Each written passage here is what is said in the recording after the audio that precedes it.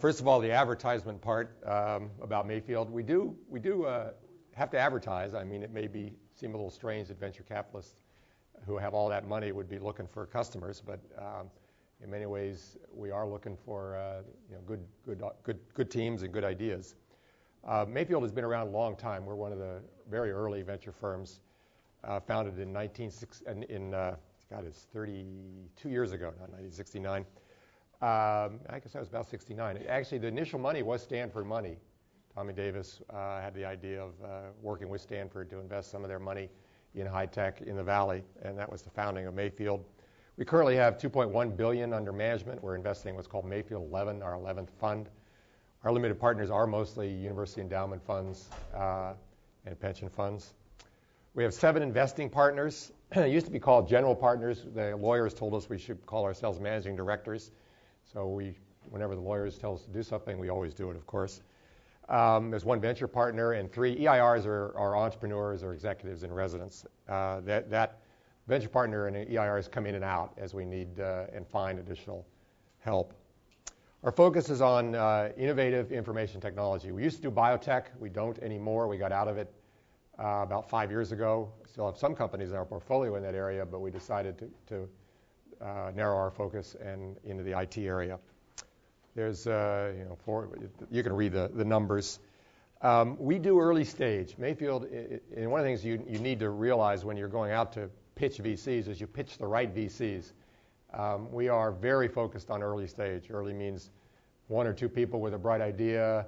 We'll do some B rounds, which is, revenue a little bit, some progress, but not fully developed.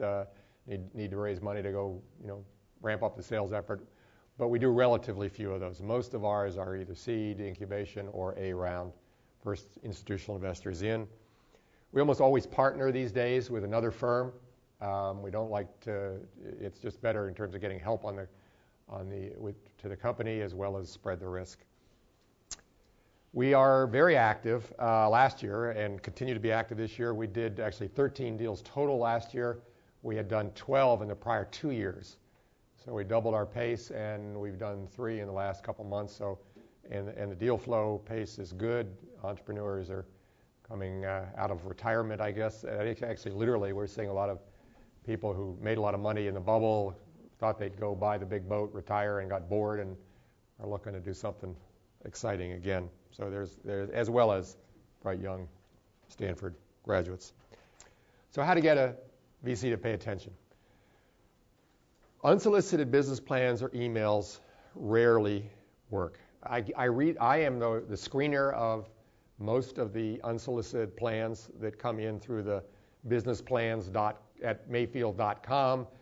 We also, each partner gets a fairly large number of direct emails. Our email address is available on our website, and you can send an email, a business plan, or an introductory summary or whatever you're going to send directly to a partner. Very few of these ever, we've asked ourselves, have we ever really funded a totally unsolicited, never heard of the people, and it's hard to find one.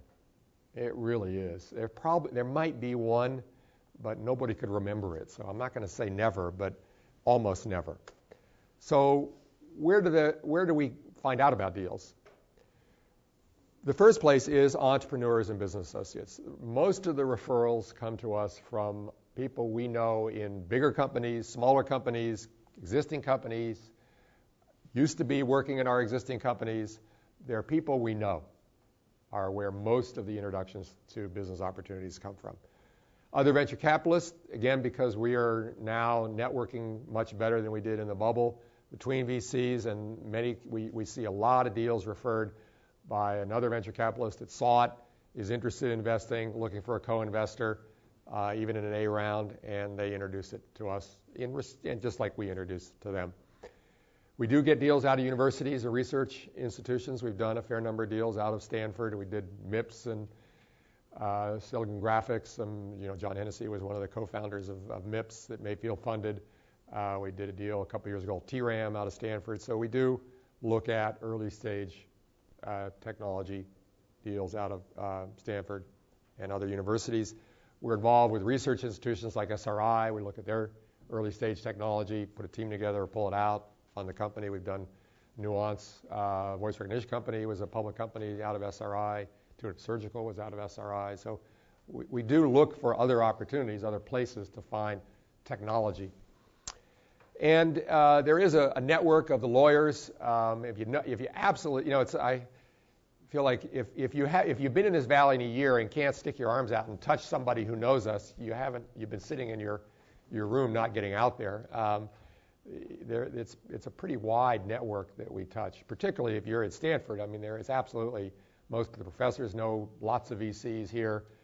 Getting an introduction should not be that hard. But if you don't know anybody, even the lawyers, Wilson Sonsini, will take a look at what you got. If they like it, introduce you to venture capitalists. To get us to pay attention, you really should learn something about the partner. Do not send a business plan or a summary to all of the partners in that firm.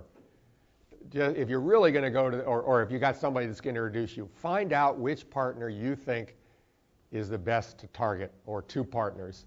Go to our website. Our backgrounds are there. The companies are on the board. It's true of all venture capitalists. The companies that are on the boards over there. So find one or two that you think would be of interest, and then find a way to get an introduction through a professor, through a former entrepreneur that might know them. Find a way to get an introduction to the ones that you think would be most likely interested in the area that you're proposing to do a plan in, do a business in. So what do you send? Again, it should be an introduction. It shouldn't be you can send an email to me saying, I was introduced to you by Professor Plummer. He suggested I contact you. Obviously, it would be better if Plummer introduced you and said, I got these great, bright students. They're working on this. You all take a look at it. But if he's too busy or whatever, at least use his name, as long as he gives you permission, of course. Tell me about who you are, why you think you're especially qualified to be doing this, what the problem the product solves. You'll hear this theme from me over and over and over again. What problem do you solve? I want to know that up front, and I want to know that you understand what problem you solve. Obviously, what market it's in, I can pretty figure that out. This is what's in this summary. Business status, where are you? Are you two guys with a bright idea in a garage? Are you, spent some of your own money or family and friends' money, and, you've out there and got a product and a couple customer references? Where are you? And some kind of financial plan. How much money are you raising? How much revenue do you expect? That kind of thing. How much money do you need, you think, to get to profitability? This is the executive summary. And if you have a presentation, a copy of a presentation, it's amazing to me. I can't think of a deal recently we funded that had a written business plan. And it actually irritates me personally that nobody does that anymore, because I think it's a good discipline, but nobody does. It's literally an executive summary in a PowerPoint these days. Okay? I happen to think having to write down a 20-page, 15, 20-page business plan is good discipline and helps you think through. So even if you only write the business plan for yourself and then produce a summary from it, it's good discipline. I like to see them. My partners don't seem to care as much, and most VCs don't seem to care as much. But I think it's good discipline to have to write it down. And you guys are, if you're in this school, hopefully they're teaching you what's in a business plan. So how do we decide who to meet? It is very much, again, based on who did the introduction. As I said, if it's unsolicited, I never heard of you, unlikely. If you said, I heard, if you send me a plan, I heard you speak at the GSB event, would you take a look? I'll read it. I read all of them. It's fun. I mean, I learned about more strange technologies and ideas. I mean, one of my favorite, we kind of have a little contest going. My favorite is the grow light. It helps vegetables grow bigger, really big. And this guy wanted money to fund the development and research on it because it turns out they're tasteless when they grow faster and bigger. I mean, they had no flavor or tasted horrible. So his idea was to raise money to improve the quality of the taste, but still have them grow fast. Of course, that's probably not possible, but that's okay. Quality of the team is very important. You'll hear this theme over and over and over again. I can't emphasize it enough. Who are the people? Today's world, there are, it's not like the bubble. Again, I'll say this too many times. You're probably tired of hearing it. Today, we can get very, very good experienced teams in our companies. You don't have to have, if it's a bright technologist or two with a great idea, we'll put a team around you, business team. But we need at least one passionate entrepreneur around which we can build a team. Deals where VCs kind of bring together and hope for, they're hard. I want somebody that can, really attract talent in the core team. Much, much prefer that. Obviously, is it an area of investment interest? If you did your work well, you looked at my, our bio or the person you're trying to pitch, and they're interested in it, and you will not have missed the area of technology and market we're interested in, although I am on the board of a fiber optic company, and I'm not interested in any more of those. So there are some technology areas that are a little bit out of favor right now. And stage. Again, you've picked your VC to pitch based on what kinds of companies at stage they're interested in. Important as well. So I'll get an email with an introduction from somebody I usually know, or somebody who used to, I've been in this valley in multiple companies since 1971, so I know a lot of people. Most of my deals come from people who worked in a company or for me in my prior life, and I'll always meet them. I met one yesterday. There's a young engineer that worked for us for a number of years, I gave him some good feedback on why I wouldn't fund him, and he said, thank you very much. But I'll usually meet with anybody I know that's introduced by somebody I respect. I don't care what you're doing. The first meeting, this is the famous dreaded first meeting with venture capitalists. We schedule an hour. I schedule an hour and a half on my calendar. Some VCs only the hour. Most VCs come in late. I don't. You should be on time because they might come in on time. Don't be late, okay? We've had people late. It's very embarrassing. Come 15 minutes early. Just don't tell me traffic was bad and all that stuff at 9 o'clock in the morning. I know it's bad. Don't be late. We will schedule an hour. It's always a PowerPoint. We have a projector. We have overheads. We have Ethernet connection if you got to demo something. We have wireless connections for your PC. But come early and bring your own laptop with your pitch on it. One of the things is who should I bring comes up. I forgot to put that on here. It depends. If there's only two of you, bring two of you, two co-founders. So I usually bring the people you think will impress me. Don't bring every engineer that's on, if there's 5 guys starting a company and 3 of them are programmers, I don't need to see your programmers. I'm sure you got good programmers. But bring the people you think will impress. And don't bring them to sit there and say nothing. Okay? They need to be part of the, expected questions or part of the pitch or something. It's weird to me when we have 5 guys show up and one of them presents and the other 4 sit there like lumps. It doesn't show well. Or they do their introduction. We are judging the team as much as the business in that first hour. We are absolutely judging your ability to articulate and be passionate about what you're doing as much as we are the technology.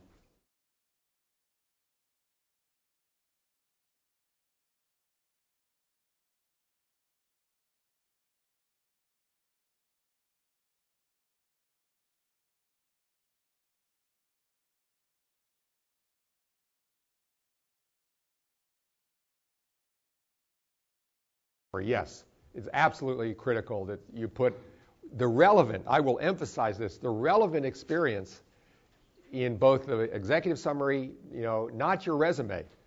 And when you introduce yourself in that 1 hour, I've had one group that literally took the first 20 minutes of the meeting to introduce themselves. I got to the point I couldn't sit there anymore. It was so painful. I can read, flash up a resume. I can read it pretty quick or put it in a package. But tell me what is relevant that you've done that makes you unbelievably qualified and unbelievably impressive to be doing this. Don't tell me your life story. And the same with the other team. Engineers are the worst at this. Okay, Jack, tell them about your background. Well, I was born in New Mexico and went to college, and just doesn't matter to me. It's what have you done that makes you particularly qualified. Just anywhere from none to reading the executive summary and looking at the pitch ahead of time. Almost, if I have time, I wouldn't have. I've at least read the summary enough to invite you in. Okay, I'm interested. Although I have done deals where, again, it was introduced by somebody I trust. I have no idea what they're doing. I get the summary too late or the pitch too late, and I walk in cold. So what are you doing? So you expect, if you get the first meeting, you virtually expect, I assume that they know nothing. You should assume we know nothing. You can ask, by the way. I was talking to the guys ahead of this. This is selling, and in good selling, you always qualify your audience. Okay, so you can qualify ahead of time. If any of you sold to big corporations, you go, let's see, let me understand this guy I'm pitching. What's his responsibility? Who does he report to? Pitching VCs, you can do some background checking. And then when you come in, how much do you know about this? Have you read it? You can ask. It is possible. I would not do it in the first meeting. It's possible to do a web conference, and we've done them. They're not very effective. So unless you really need that, if the leader, I'll call him the CEO for talk, it doesn't have to be the CEO, but if the leader can't get us interested in that first hour and doesn't know the business well enough and know the technology well enough to pitch us, and if I ask a deep technical question that you can't answer, say, can we come back to you on that in another meeting, would be better than having them on a web conference, in my opinion. Usually, yes, absolutely. It's knowing your audience. The other one is read your audience and skip what they know. I was in one pitch where my partners still tease me about this. I've been sitting here for 30 minutes and I still don't know what you do. And the guy just kept going on, and you can read me pretty well when I'm getting bored. It isn't hard, or my partners. We see a lot of these. So if you look at somebody, you can tell if they're interested in what you're pitching. And we read real well, I'm not reading you these points. I'm talking to you about them. Don't read them to me, okay? Use your PowerPoint as a point to talk to. You're selling the team, you're selling the idea, you're selling your passion, you're selling everything to get me to give you money. I don't mean, some people equate selling with overselling, okay? Don't get caught in an over-exaggeration. Do not. Tell me, if you don't know something, say you don't know it and you'll find out. Or if you don't, do not get caught, even close to an exaggeration. So I mean selling in the enthusiasm. I accused one guy, CEO actually, this was in a second round pitch, of presenting from an easy chair. He'd come in, he'd sit back in a chair and kind of, go through the slides. And it's like, where's the enthusiasm? So it's stand up. It's easy there. We got real comfortable chairs because we spend a lot of time in them. We don't have them for you. We have them for us. Okay? So don't take advantage of our comfortable chairs while you're pitching. You always present better if you stand up. You know that. Do it. This is the kind of information, again, if I was writing a business plan, if I was starting a company, if I wanted to raise money, these are the things I'd be asking myself as much as telling my potential investors. This is probably the most important. And we talk, is your product a vitamin or a painkiller? What pain are you solving? And today's market is most customers in today's world are reluctant to buy from startups. The big corporations, the big communication service providers, the big equipment companies that buy, they're reluctant. You hear it over and over. It is tough to get customers today. The bubble ruined many buyers. They bought a bunch of stuff and it didn't work and the company went out of business, and we're still suffering from that. And it's tough economic times. So if somebody's going to buy something, you better solve a real pain that they want solved and fixed now. Okay? Or you think it's going to be a pain that they're going to encounter in 2 years. They just don't know it yet because the world's changing and eventually this is going to happen. And they're going to need to solve this problem. An example of that, I'm on the board of a company. It's taken longer than I ever would have expected that provides in-building wireless coverage systems for cell phones. This is LGC Wireless. Started the company 6 years ago on the belief that eventually people are going to want mobile phones to work in buildings, like airports and hotels and convention centers and, eventually even business locations. And so the pain, that wasn't any pain. There was people didn't even think about using their cell. They were happy if it worked at all and didn't drop them on the freeway. But now we found, 6 years later, we're getting very large growth throughout the whole world. Now that you've, particularly outside of the U.S., covered the macro, environment well, that people want them to, everybody carries one and wants it to work wherever they are, except in here. So it doesn't have to be an obvious painkiller today, an obvious pain today, but do you foresee one? I prefer the deals that foresee pain. I was a pioneer in the voice messaging business. And when we did voicemail, you could say what pain it solved, but the people, the initial reaction of everybody is, why would I want a machine to answer the phone? I have secretaries that answer the phone. I have message centers that answer the phone. Why do I need why do I need this machine to answer the phone? I don't get it. And here we are now. Nobody doesn't have one of those machines that answer the phone. My contention is, by the way, a recession where they had to lay off people and cut back labor helped make the voicemail industry, because suddenly there were no people to answer the phone and customers were getting aggravated. So, well, I guess the machine's okay. If there is technical risk in the product, which is very, very, very rare, then a prototype or far enough along that the more you've reduced the technical risk, the better. We will absolutely fund you with all the technical risk there, but it's harder, that's all, okay? I started my company in 1981, and I put my own money in and my partner's money in, and we believed if we build a prototype, the VCs would like us better. Didn't matter. They liked us because of where we worked and what we'd done. They didn't need a prototype. They believed we could build it. So in most of the technology you see today, I believe you can build it, okay, unless it's, bending. I call it bending physics. It's something in the materials area or some, area where it just, boy, that's risky. I don't know whether you can bend physics that far. But software or hardware or design, I don't need a prototype.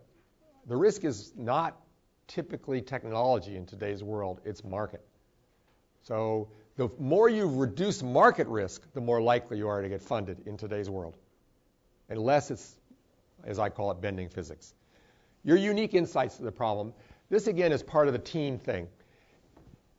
If you come out of a totally separate area, we saw this a lot in prior years. The guy was in some high-tech area and decided that real estate agents needed a website. He didn't know anything about real estate agents. And those things got funded and they failed. So today we really need domain expertise, particularly in enterprise software companies. You better know that. You've worked at SAP and here's an opportunity in RFID or some area that they're not working on, and this is frustrating. I know these customers well. I'm going to leave and start a company to do this and develop this kind of software. Here's an area.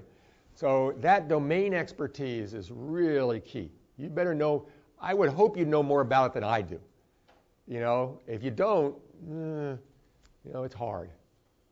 It's hard. I'm talking about non-real core technology deals. I'm talking about, and software now is not hard to do. Sometimes there's some algorithm stuff, but usually it's marketing risk, and if there's marketing risk, it's your understanding of that market that I'm going to be looking for. Your experience, your understanding of the customers, your understanding why they buy. How does your technology provide a compelling solution to that problem? Obvious. This is a tricky one. Again, I like emerging markets. I think you get your home run hits when you go after an emerging market. Emerging market means the problem is going to be there. It's not obvious today, but because of trends in technology like mobile phone proliferation or proliferation of storage in an enterprise or proliferation of email or proliferation of hackers in the internet, there's going to be a problem. I foresee it. I just know there will be in 1 year, 2 years.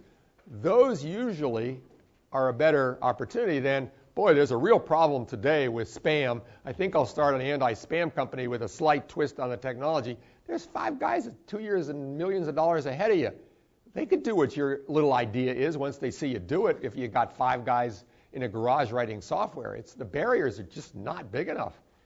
if you're not a first starter advantage in many areas. So so measuring markets is tough. Everybody they tell you this in your graduate school, put up the required Data Quest or Gartner group chart and show me how big the market's going to be in 5 years and all that stuff. Yeah, do it, but do it quick. Because I don't believe them. Okay? I just don't believe them. I like to see patents applied for by startups. I don't count them as barriers. I count them as defensive measures. I ran the patent program and became a real expert in patents. I can get anything patented today. I really can. The patent office is so out of it, I guess is the right word. They're just so far behind and so incompetently staffed that they just let patents go through. So when somebody comes in and says, "I've got these 3 patents and that's we're great," okay, that's nice. Move on. If it's a materials deal where it is again bending physics, patent protection is very important. We have a fuel cell membrane. That's the only protection is patents in those kinds of deals with fundamental materials, physics, chemistry kinds of stuff. In software patents are not worth much. They're really, you can get them, and you do get them, because when the other guy comes after you, you want to say, "You got your patents, I got my patents," So I encourage you to get it, but I don't see it as much of a value, except in the bending physics area. Well, a related question was, so is it important to at least get to patent pending stage before you go to No, doesn't matter. And again, only if it's material stuff, not otherwise. And even then, it's not. You can come to me with the idea, we'll help you apply for the patents. You don't have to. I gotta move along here. Can you be the market leader? I tell you, the leading market. There's going to be 3 companies that succeed in a big market. Voicemail, it happened. Most big markets, there's 3 guys. The first guy does really great, and the last 2 do okay. I was number 2, so I know this. So being the leader is great. Can you? Will you get enough runway to create that kind of a company? In biotech, it is chemistry and physics and all that stuff. Yeah, you have an existing problem where your product is better. There is the equivalent in the IT world. I call it cheaper, faster, smaller. Okay? With Moore's law, I could always go build the next gigabit, 100 gigabit, megabyte router, and it's going to be better than the one that was designed 4 years ago by Cisco, because I use the latest chips. It's going to be cheaper. It's going to be faster. It's going to be... So those are similar opportunities in biotech. Yeah. This is important to show me you understand your customers and your customers' customers. Do you know who the buyer is most of the time not the user of a product. Particularly when you're selling to corporations or service providers, the buyer is not. The guy's got to make the decision to write the check. It's not always a user. Sometimes it is, but many times it isn't. Do you understand that? How much time they'll spend with it? You can read these. This is just to get you to really think hard. And I do this now when I look at a deal. How does this affect the people that buy it, use it, sell it, whatever they're going to do with it? Launch a service with it. I really want you to understand them and understand how they live. Competitors, I don't know how many times I've been pitched and asked, so competitors, we don't have any. Let's see, so that means nobody's writing checks for what you sell, right? Okay, there's no money being spent for the problem you say you solve. Okay, there's just none. People just live with a problem and they spend no money to solve it. Okay? Sure. So it doesn't mean, I don't mean to say a competitor that does what you do. I mean the competitor for those funds. Okay? That's what I'm looking for. Or who could be a competitor for those funds if they see what you're doing. Show me you understand that. Are they giants or are they other startups? Have done your homework. If I know the 5 competitors and you don't know them, because I've spent more time looking at it, go away. I'm sorry. You should be doing that. There are always 3 other groups doing. If it's a good, my favorite saying is, if you're not followed, if there isn't a follower, it's not a good idea. Okay? It's not a big enough market. If it doesn't invite competition, it can't be a big market. It just can't.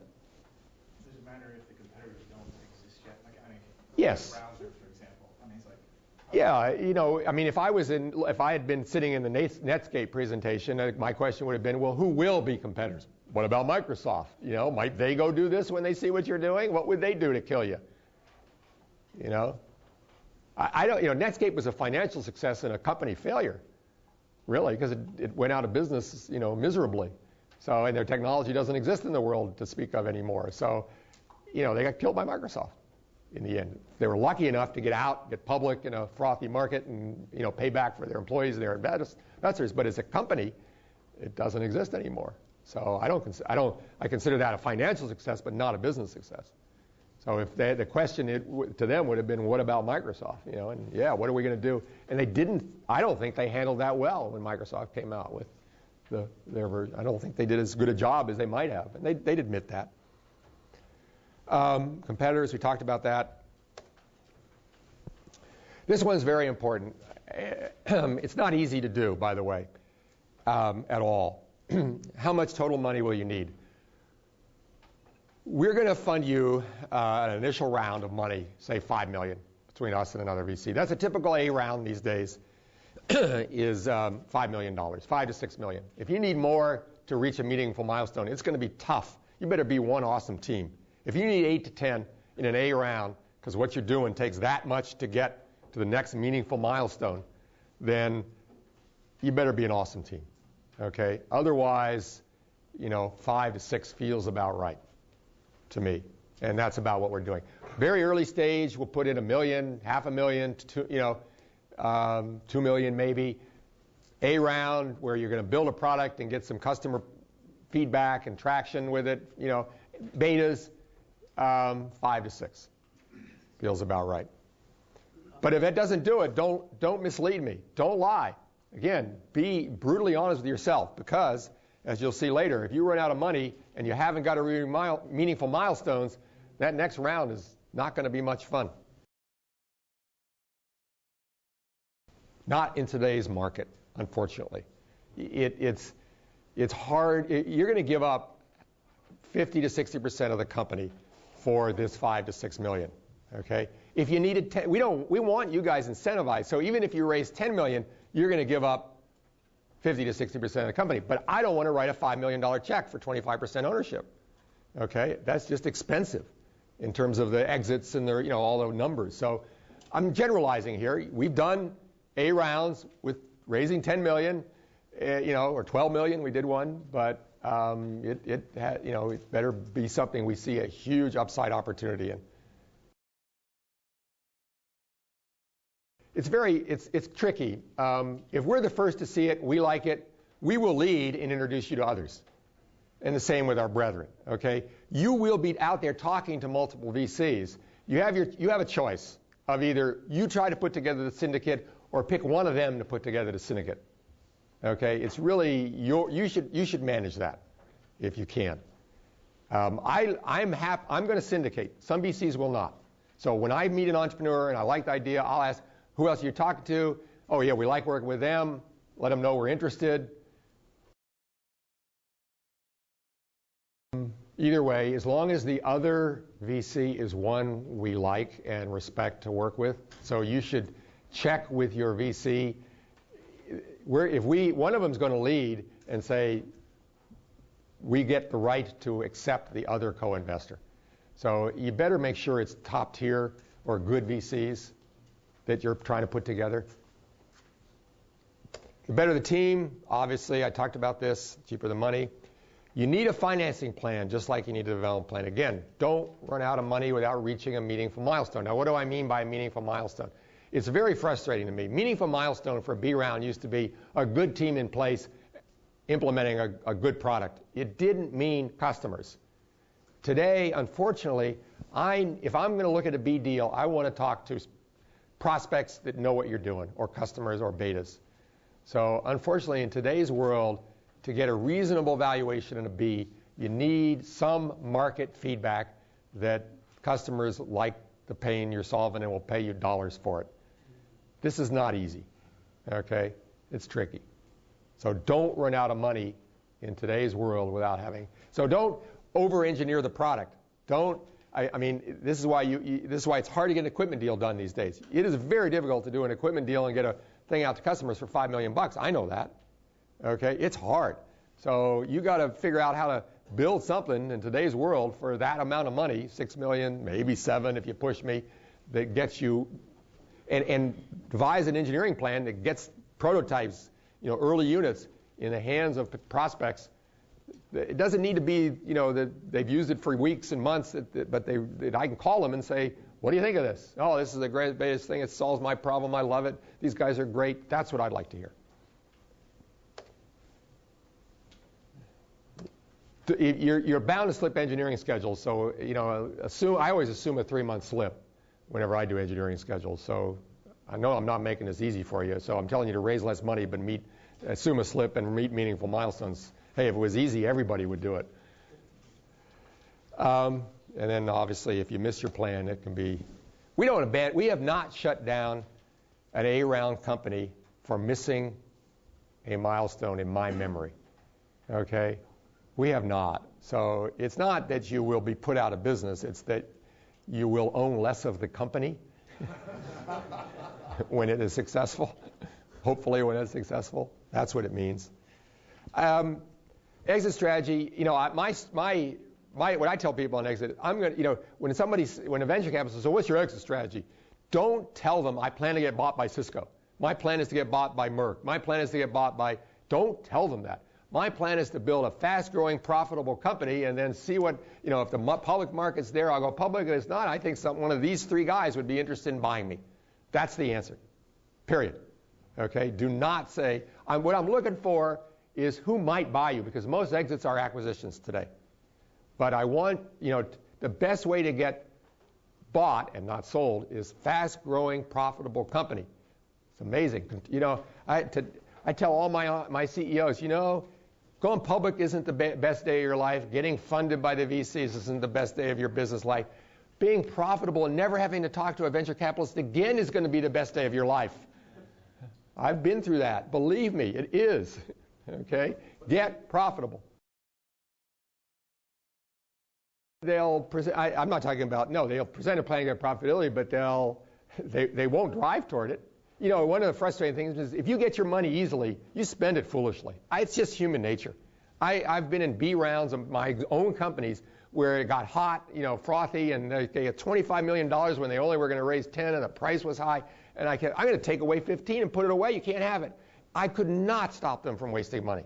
It's just sitting there in the bank and, we could go do this and we could do that. And they wasted $5 million of the money they raised. Now they'll admit it. You were right. We shouldn't have, So people complain about how hard it is to raise money, and I tell them we make it hard, so you'll spend it carefully. It's a different point. I'm getting paid for I'm getting paid for my time as much as my money. So when I do a board seat and I help a company, it uses up a slot, and I don't have that many of them. All of us are the same way. And we want to own 20 to 25% of your company when it's liquid. Okay? By the time it's almost inevitable by the time you are liquid and you go public, employees will own 25% of the company that are there at the time, and the investors will own 75 through 3 rounds of funding. The numbers just work out that way. You give up half, then you give up another 30%, and then you give up another 20 to 25% in the C round. This is assuming everything goes well. Even if it doesn't go well, we're going to make sure we add to the stock option pool so the employees that are there when this company is liquid, own 25% at least of the company. So don't worry about what you get in the first round. Do not worry about it. You should try to get as much money as possible. Yeah, absolutely. The amount you raise is to get to a meaningful milestone. But yes, I see it now. Now, I saw a deal recently where they raised $2 million seed and the VC took 40%. So am I really going to take half the company for $1 million? Not likely, but we have. We have. I think it's a little greedy, but it's been done. I've seen it done.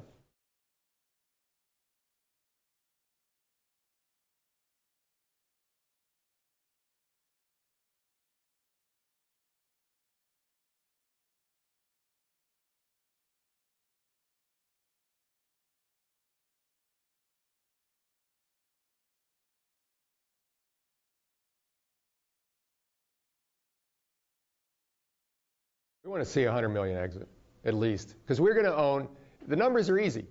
We want to make 5 times our money. Okay?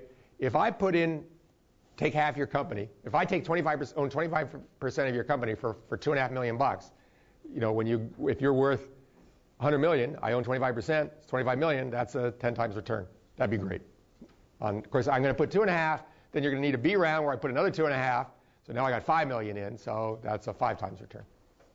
You're not going to make it on the first 2.5 that I put in. Now again, I'm talking about two VCs, each putting in 2.5, and then another round, another 5 or 8 or whatever it is. So our goal is to make 5 times, and on average, 10 would be great. They're hard, yeah. Yeah, I have run into conflict. We talk about it a lot, and they usually give in. Although, no, I will tell you the truth. If the founders are needed to run the business, they get the say. If they're not needed, if they say, look, let me phrase it this way. If the management team running the company says, we want to sell now, what am I going to do? Say, no, run the company? It's slavery? No, keep running it? Okay. I have had cases of founders who are not the management team who would like to take it and run, but the management team wants to keep going. Then the founders lose. Okay. But literally, a good management team that says, we just don't think this is going to scale. It's time. And we did it at my company. We built my partner, I had 100 million or 20 million in revenue. We felt the market, we were public. It was getting tough. We had time to do a merger. It's time to go join somebody else's bandwagon. We merged with Octail. So it's really the management team say, not the founders, unless they're the management team. Today, I think liquidity events are 5 to 7 years in the real world. I'd love it to be 3, but that's not realistic. And by the way, that's something you guys got to realize. It's not, let me do a startup and I'll be rich in 3 years. Okay? It took me 15 years, personally. So it's not that fast. So I want you to committed to this endeavor for, a good liquidity event is really, profitability, growing, or public is going to take 5 years, at least in today's world. There's too many variables, I suspect, to really, I'm sure there's plenty of Harvard guys who've studied it. It's got, I've looked at a lot of exits and when they were done, and some were done, at the peak and some were done on the bottom. And it's really the judgment of, you guys running that business every day should make that call. I was involved with Rome. Some of you are old enough to remember that. It was sold to IBM. And boy, it was at the peak. But I've seen, like Netscape was sold to AOL toward the decline. You hear stories and talking to some guys now, God, we got an offer of $400 million, 3 years ago to sell a company, and now we're going to be bankrupt. So it's really you guys who run that business every day should be making that call, not me. I come to board meetings once a month or once a quarter. You're there every day running the business. You better have enough visibility of your world and how you're growing or not growing to make that call. You don't have to have a CEO to get funded. Okay? You got to have a leader, some amount of leadership, somebody to build a team around. I don't care if it's a brilliant technologist, but somebody around which we can build a team. But most deals today come to us with somebody who says they're going to be the CEO. The founder says, I think I can be the CEO. And I'm willing to give almost any founder, not everyone, almost any founder a chance. We have seen deals where the founder came in, I'm the CEO, and I said, I'm sorry, I'm not going to fund you as a CEO. You don't know you've never managed anybody in your life. You've been a great technologist in the lab or in developing products back in Cisco, but you don't have a management bone in your body. How can you be the CEO of this company? And if they don't agree to that, then I'm not going to fund you. But again, the better the CEO that you come in with, the more likely you are to get funded, the better the leadership. But we will absolutely fund first-time entrepreneurs who have management experience. Usually the best CEOs, I will be honest with you, I think come out of a marketing background, not pure technical. They've done something in marketing because, again, the risk is not technology. The risk is the market.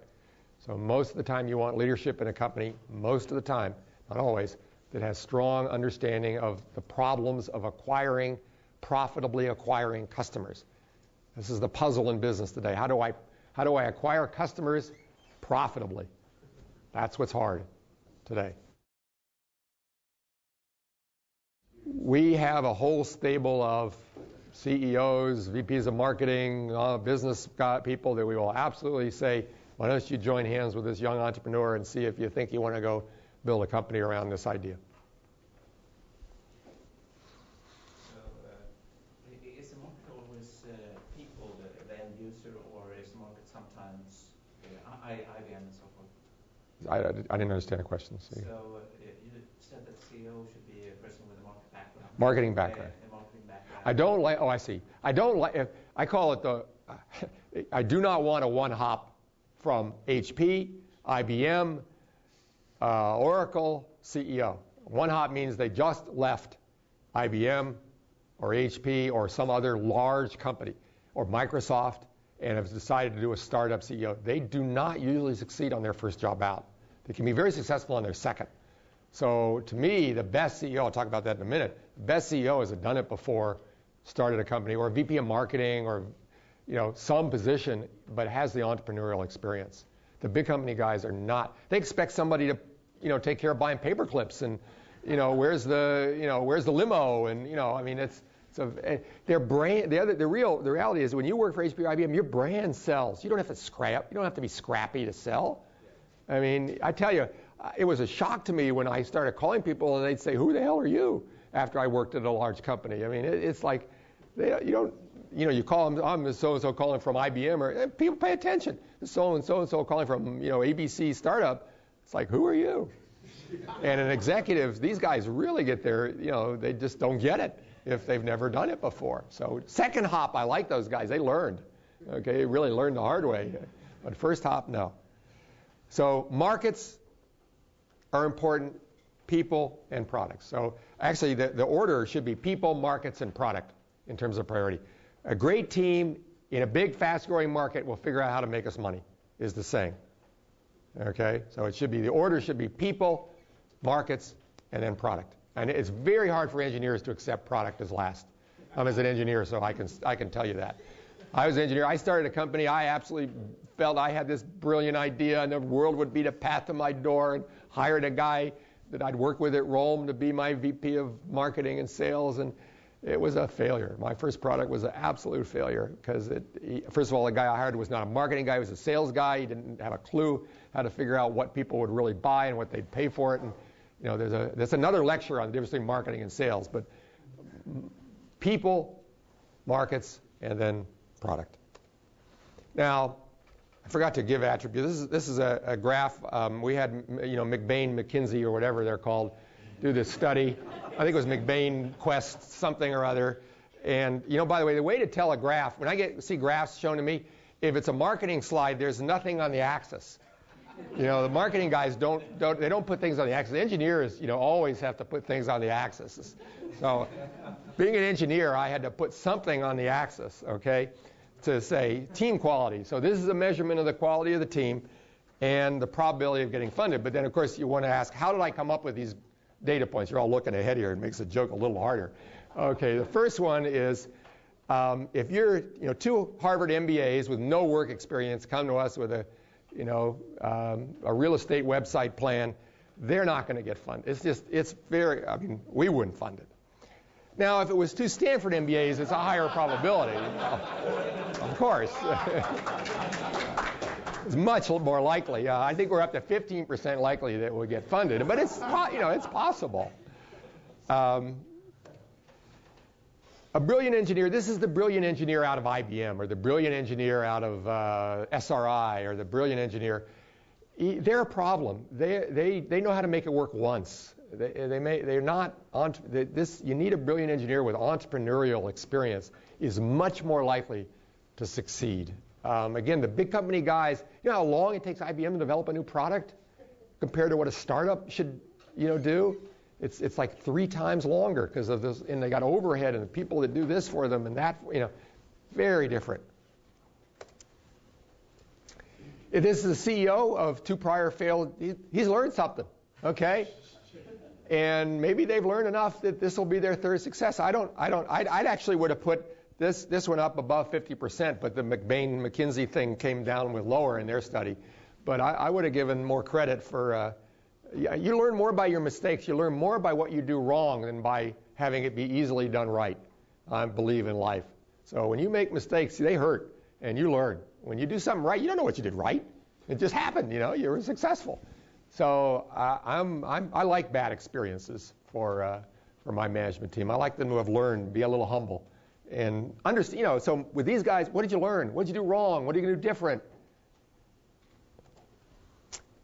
Highly recommended, brilliant technologist. We've talked about this one. We absolutely look for these people, and we'll build a company around them. Two questions here. What's the difference between a brilliant technologist and a brilliant engineer with no background, and why the broad difference? When I use the word technologist, I use it interchangeably with engineer. An engineer is a technologist when they invent something. So what's the difference between those two to create that wide the brilliant engineer with no entrepreneurial experience is less likely. This is one out of IBM. He worked in IBM research for 25 years and has come up with an idea. We've done this. We've SRI researchers. Boy, it's hard. They build it. It's tough to get that technology. You got technology that has to become a product, that has to become a business, that has to be, so most entrepreneurial technologists or engineers know what a product is as opposed to just technology. So maybe I should have said a brilliant engineer there. You're right. Good correction.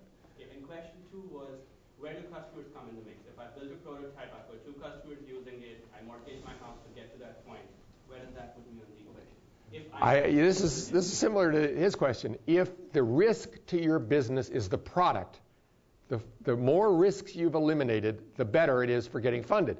But I don't believe that most cases are product risk. It's not the product risk, but the market risk, right? Yes. You then want to places and make sure they want to use it. I will tell you what would help there, even if you don't have the product. If you've gone out and talked to 5 of them because you worked for so-and-so, and you know these people because you worked at Oracle, or you worked at Siebel, or you know the Coca-Cola, or you know the CI, and you talked to them about what you're doing, and they say, boy, this is great. You say, would you mind being a reference for VCs to call you? And they say, oh, sure. And I call them, and they say, we really like this idea. Here's the pain. That's good enough. We call it is one of the processes we encourage our early phase startups to do is immediately put together a PowerPoint pitch and talk to customers. Immediately. While your engineers are developing, the rest of the company is out there talking to prospects about fine-tuning the user interface and what features you're going to have in release 1. And then by the time you're ready for beta, you've talked to 50 customers that became 5 betas. So one of the processes we encourage once we fund is absolutely getting out there before you've written 1 line of code, is you've got a pitch to prospects on what you're doing, and they're giving you feedback. And that's not hard to do. It sounds like, God, I got to call a guy and tell him, we have a network of these guys. The CIOs love looking at technology and talking early stage, and some of them like trialing it, and we have not had a problem for our companies we fund getting them introductions and getting them a meeting with prospective customers. If it's really, I use the term bending physics, if it's really hard for somebody to believe this could work, yeah, it can help. Although I don't want technology risk and market risk in a deal. I'll take technology risk and fund it. I'll take market risk and fund it, but I don't like doing both. So if you've got technology risk, boy, it better be an obvious big market you're disruptive in. How do one find a good VC company that really can sustain and continue to fund? It's by how long they've been around. If you've been around 10 years plus, you're going to be around. If you've only been around 5 years or less, you started in the bubble, I'd be nervous. So it's how long they've been around and been at it.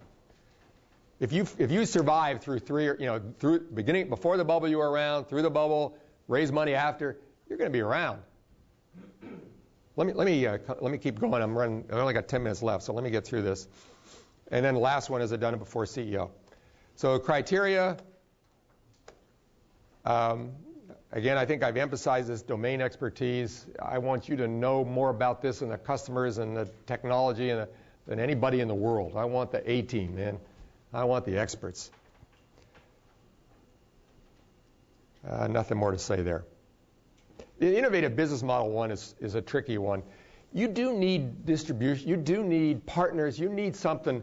You just can't, it's hard to just say, I'm going to go start a company, I'm going to sell direct to the Fortune 1000 and everything will be good. It's harder these days. So models where, I think EMC will be interested in partnering with here and HP on the, getting the credibility of how you do that, I can talk about it is again another lecture, of going to market with partners is a real plus in today's world. So that's what I mean about innovative models. Not around the technology, but around how you go to market. Can help. Okay, how do you make a good presentation? This one's follow the rules of good presentations. You haven't taken a class, take a class. Don't read your slides. Here I am reading slides. Qualify your audience. Stand up and present. We will try to pull you off track. We absolutely, most VCs are, it's embarrassing sometimes how they will ask questions that are not relevant. I look at my partner, why did you ask him that now? Your best, if you're going to answer the question, say, I'll get to you. Don't let them pull you off track. It's almost a contest. And some guys do this. Let me see if I can get this guy, a little bit crazy and see how well he handles it. I think they're doing. I don't know, but I'll ask a question. I see you doing something, and I'm perfectly happy. I'll get to that later. I'll cover that. That's fine. If you're not going to cover it, give a brief answer, but try not to let. If I don't answer your question later, they'll usually forget the question. By the way, can we come back to that? But keep to your pitch as much as you can. Tell me what you do in the first 3 minutes, please. Okay? Tell me what pain you solve and why you and how it's unique in the first 3 minutes. This is the elevator pitch thing. Give it to me in the first 3 minutes. I want your introductions. I want to know who you are. But I want to know what you do because everything else flows from it. It's amazing. They teach you, I think they must teach you here. Harvard probably teaches this. Tell them about the market first. Tell them how big the market is, That's the first thing you got to talk about. It doesn't do me any good for you to be telling me how big the market when I have no idea what you do or what to think about that market as I'm thinking about as you're telling me about it. So tell me what you do and then tell me about the rest. People introductions, relevant facts only. I just can't tell you how often people go overboard and take up time about themselves and their team. It's important, but I can read, and I want to know why you are uniquely qualified to do this. That's what I care about. I spent 4 years at SAP, and while I was there, I realized this problem, and I talked to these customers, and here's what I learned. I managed the development. I want to know about you. It's relevant to what you're doing. Relevant market information only, and be brief. This is the usual required McKinsey DataQuest chart of how big the market is in the next 5 years. Fine. Put it up there, but go through it quickly. Be prepared to go into reasonable depth on the product technology if asked. Some of us are more technical than other VCs. I have had too many presentations where the guys were not prepared to talk about the technology, and that's a mistake. Okay, this hurry, next. I want to get to the technology. I want to know what you're doing uniquely in technology. I am a technologist, so I care about the market, I care about the people, and I can, I believe the pain's there. How do you solve it? How do you do that? And I had one recently where the CEO presenting literally could not answer very simple questions about the product. As a matter of fact, he answered some of them wrong. And that's a real mistake. So he set up a conference call with their technologist a couple weeks later. And when I found out how they really did it, it just wasn't that complicated. He should have been able to pitch it. It's recoverable, but it is harder. It's absolutely, I won't say it isn't. Then it depends. You know what I do with their money is get a goddamn awesome team. When I see a deal come in, I can tell you the quality of the investors by the quality of the team. I got to tell you, not one-to-one, but almost one-to-one maps. When I see a B round and it's, God, what is this? They brought in the CEO, because that's the difference typically, is the crappy investors don't work the team issues. That's typically the difference. So if I was going to, only could get funded by crappy investors, I'd do my damnedest. The problem is good people want to join ventures funded by good companies. So it ain't easy. I want to see financials by quarter till profitable. then out 3 to 5 years annually. So I want to know how big it can be, but I want to see financials by quarter. I want to see cash burn. I want to see when you need to raise more money. And I want to see what milestones you're going to make as to product and customers until you're profitable. Funding milestones and so on. This is very important. A lot of guys leave this out. I need to know how much money you're going to raise, when you're going to raise it, and how big you think you can be. I'm a numbers. I learned to be a financial numbers guy the hard way by being involved in public companies. I mean, you learn to pay attention to your numbers. So I am very good at looking at, an income statement and telling you whether the numbers make sense in terms of what your sales costs are and your, so your assumptions on how fast you ramp up sales. I can look at it. Oh God, that doesn't make any sense. There's no way you're going to ramp revenue that much with that few salespeople and spending that little in marketing. This doesn't match the industry. So make sure you've thought about it and looked at comparables and got some information. It's all available these days on the internet. Be aware of time. Seen a lot of guys run out of that hour. Be aware. If we like you, we'll let you go over. 15 to 20 slides. Seen way too many slides for an hour pitch. This has been an hour and 15 minutes. We got 3 minutes left. I have 22 slides. After hearing, what happens next? Bad signs. This is my famous one. After hearing your pitch, the VC says, I'll think about it and get back to you. There's a Japanese expression. I think it's kento shimasu, right? And it means, it says, I'll think about it. It's a polite way Japanese say no. Japanese don't like to say no. So they say, I'll think about it. VCs are, I wish I could say it's because they're polite. It's usually because they don't have an opinion or a feeling, or they don't know what to say. They might miss a hot deal, or so they say, I'll think about it. Don't let them get away with, I'll think about it. Okay? If they say, thank you very much for your presentation, I'll think about it, say, what do you mean you'll think about it? What are you going to think about? What does that mean? What more information do you need? When can I expect to hear back? What else can I do to help you think about it? Don't let them get away with, I'll think about it. Or, are you really telling me no and you're just going to be polite? Be blunt. It's okay. It says, I'll have to consult with my partners. It's another polite way of saying, God, I haven't any idea whether this is a good idea or not. Maybe somebody else will. You never hear back after calling repeatedly. When I walked into Mayfield, I said, I'm not going to treat them the way they treated me. My third round was hell. I met every venture capitalist in the country raising money. And fortunately, in those days, there's only 50 of them. Okay? And I got more, I'll think about it, and no return phone calls. So I don't do that. But most VCs will not bother to get back to you if the answer is no. Good signs, you could ask for due diligence information. Okay, I like this. Give me your due diligence list. Have it ready. Or email it to me. That's okay. References, customer references, personal references. That's what I'm looking for. Technology references if it's a technology deal. You could ask for a detailed business plan. You could ask to pitch to more partners. You get sent away to do more work. That's not always a bad sign. Gosh, this is interesting, but I really need you to talk to these 3 customers or these, come back when it's not a bad sign. You eventually get to present at the partners meeting. What do you get besides money?